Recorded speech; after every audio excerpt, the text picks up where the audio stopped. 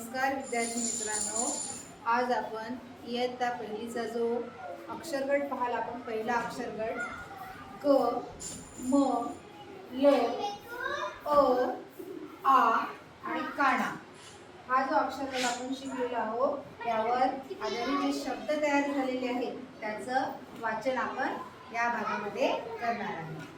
खाली या अक्षरापासून नवीन शब्द तयार झाले त्याचं वाचन आपण या पाठामध्ये शिकणार आहोत.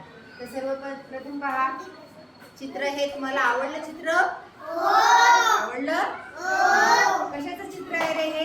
हे फुगेवाल्यांचं आहे ना. हा कोण आहे? फुगेवाला आहे. आणि ही कोण आहे? मुली. हा मुलं आहे. आणि सगळ्यांच्या हातात काय आहे? फुगे. तुमच्या गावामध्ये येतो असं फुगेवाला? हो. पण त्या फुग्यावर अशी नावं असतात का? तुमच्या गावात जो फुगेवाला येतो त्या फुग्यावर अशी नावं असतात का? पण आपण काय केलं, आपल्याला हसत हसत खेळत खेळत आपल्याला वाचन शिकायचं आहे म्हणून आपण काय केलं, फुग्यांवरची नावं तयार केली आहे ना.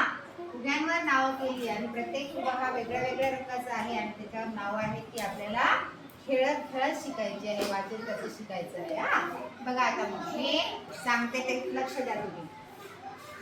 हे काय अक्षर आहे? क आहे आणि त्याला काय लागला? मग काय तयार झाला? मग आता याचं वाचन कसं करायचं मी तुम्हाला सांगते. माझ्यासोबत मागे तुम्ही एकदा म्हणा. काम, लाल, कमला, कमल, मलम,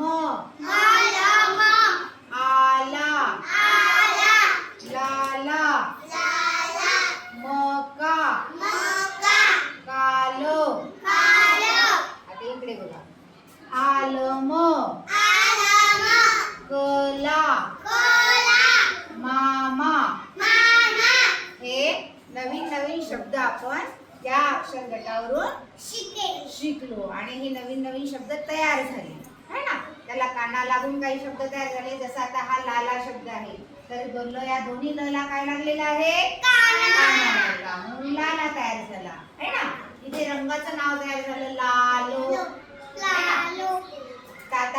आता तुम्ही माझ्या मागे म्हटलं ना तसं आता त्याच्यावरून का वाक्य हे झाले शब्द तयार आणि याच्यानंतर काय तयार झालेले का वाक्य आहे आणि हे का वाक्य त्याचं वाचन आपल्याला करायचं आहे.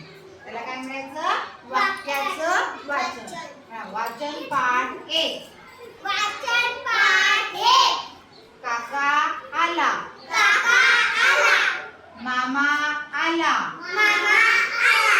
लाला आला, काल आलं, आला. आता याच्यामध्ये या शब्दामध्ये आणि याच्यामध्ये तुम्हाला काही फरक दिसतो का? नाही दिसत. पहा बरं, हे शब्द वेगळे वेगळे आहेत याच्यामध्ये आणि या वाक्यामध्ये काय फरक दिसतो? काय फरक आहे सांगा? हे वाक्य झालं. वाक्य झाल्यानंतर इथे काय आलं रे? पूर्णविराम. त्याला काय म्हणतात? पूर्णविराम. शब्दामध्ये पूर्णविराम येतो का कुठे? नाही. वाक्य जेव्हा असते तेव्हा वाक्य पूर्ण झाल्यानंतर तिथे पूर्णविराम येतो. म्हणून पा काका आला एवढं हे एक वाक्य तयार झालं आणि त्याच्यानंतर काय आला? पूर्णविराम आला. नंतर पा मामा आला, तिथे पण काय आला? पूर्णविराम. कारण की मामा आला हे वाक्य पूर्ण झालं म्हणून तिथे पूर्णविराम आला. लाला आला, काल आलं, आला. तर ही वाक्य आहे आणि याचं वाचन आपण वाक्याचं वाचन करायचं आपण या भागामध्ये शिकलो. आता असं कोणाला वाचता येईल? वाचता येईल ऋतुजा? एक म्हणजे इकडे आपल्याला ऋतुजा वाचून दाखवू द्या.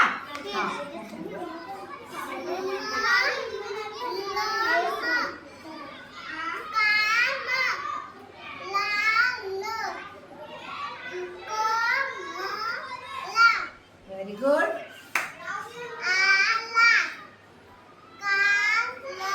कान आहे बघ बरोबर. कानाई करते. Good, very good. शाबाश.